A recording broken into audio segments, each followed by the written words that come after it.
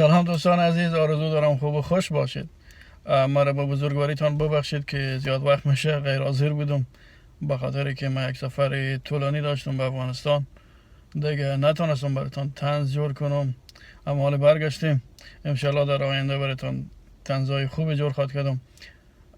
دیگه امروز هم یک طنز جور کردم، به خاطر که ما وقتی افغانستان رفته بودم اونجا ما دلار کار داشتم. یک روز رفتم صرافی که دلار بگیرم، دیدم که قیمت دلار بسیار بلند رفته. بعد از این صراف پرسان کردم، گفتم دیروز قیمت دلار پایین بود، امروز چطور یک دفعه قیمت بالا رفته؟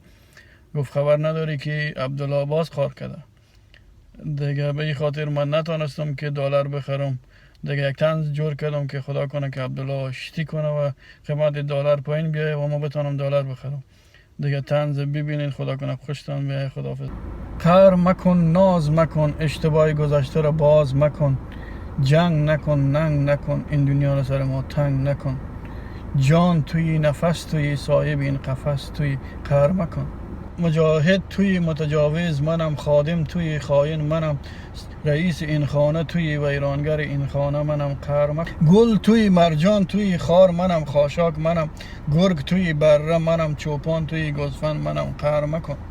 عاقل توی، به عقل منم، اوش توی، بی اوش منم، مدل شکپوش توی، مرده خاموش منم، قهر مکن. راه توی، رهبر توی، دوز منم، رهزن منم، رئیس و صدر اعظم توی، مزدور و نوکر منم، قهر مکن. غنی توی، غریب منم، رئیس اشرف غنی توی، قربانی اردویت منم، قهر مکن. دوست توی، دوستم توی، غنی و محقق توی، رئیس تحقیق توی، قهر مکن. نان توی، نانوا توی، صراف و نداف توی، قصاب برنده توی، بازنده برنده توی، مفخور پاینده توی، قهر مکن. راست توی، نیاز توی، آدم ناراض توی، شک توی، شکوه توی، آدم شکاک توی، قهر مکن. هر بار نشه شدی یک تر تازه بتی، به هر کدام دو تا تذکره بتی، یکیش گرفتیم دیگهش جایزه بتی، 1000 تا مشاور بگی به هر کدامش معاش بی اندازه بتی، تمام رفیقایت وزیر و وکیل بکن، خواهرزاده بیکارت برحال بکن، از دوستایت هر کس مرد بچهش جنرال بکن، خزانه دولت چور بکن، مرده های 100 سال پیش دوباره بکش اثر گور بکن.